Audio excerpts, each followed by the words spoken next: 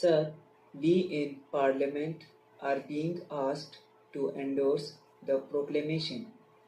At the same time, we have not been furnished with the report which the Governor had sent to the President. Now, how can we give our verdict on a matter of such importance until and unless all the material facts warranting the proclamation under Article 356 of the Constitution are placed before us? Yesterday, the Honorable the Home Minister said that this report contained only certain facts and figures with regard to the party positions in the dissolved Andhra Assembly. In that case, what is the objection to placing that report before us? It would not give us anything particularly new except certain arrangement of figures made by the Governor of Andhra with a view to advising the President as to the course he should take.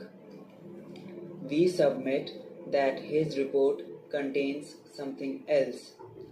It was the duty of the government to place the entire report before us for the closest possible scrutiny and the most meticulous examination by members of this House and of the other House, because this report lies at the bottom of the whole thing as far as the constitutionality of the action of the President is concerned.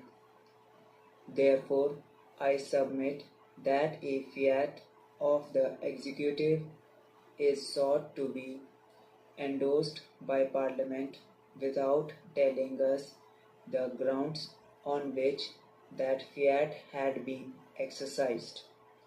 Constitutionally, this is improper. Then, sir, the President also says that he had considered other information received by him. We have not been told yet as to what was this other information, neither have we been told about the source of such information. I do not know exactly on what basis the President applied his mind to the subject. We know that we cannot make any reflection on the President. He is a very wise man and wiser still by virtue of the occupation of the presidency, but I think we can call in question whether his mind had been rightly applied in the matter of such great importance and national concern. Our contention is that the President has not been in a position to apply his mind fairly and squarely to this subject because the report which had been submitted to him had been perverse, distorted, and false.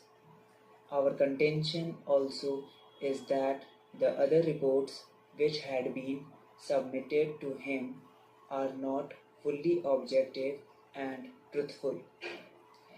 This we are in a position to say all the more because if the case for the government was so foolproof, Dr. Katju would have been the last person to withhold his report from us.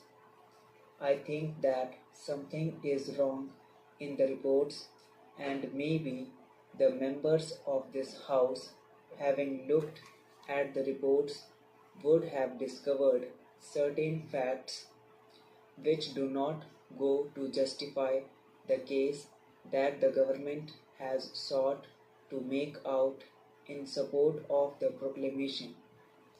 Apprehending such a possibility, I think Dr. Katju has thought it wise to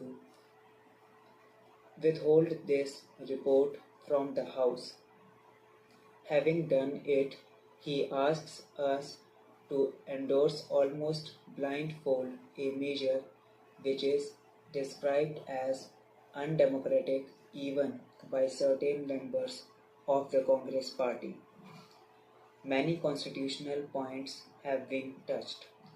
It has been sought to be made out in this House that this is the best democratic step that the government could take. We say this is not at all a democratic step which has been taken. We are supposed to have a parliamentary system. We must have our own conventions. We have got our own constitution, but we are told time and again in this House and in the other House that there are the British Constitution and their parliamentary practice which one should imitate. Now imagine a situation of this sort in England. Would the Crown have taken such a measure at all if a certain party had been voted out of office by the opposition? I think in a comparable situation there, the king would have inevitably called the leader of the opposition to explore the possibilities of forming a government. Without doing it, he would have never taken recourse to extraordinary measures like this.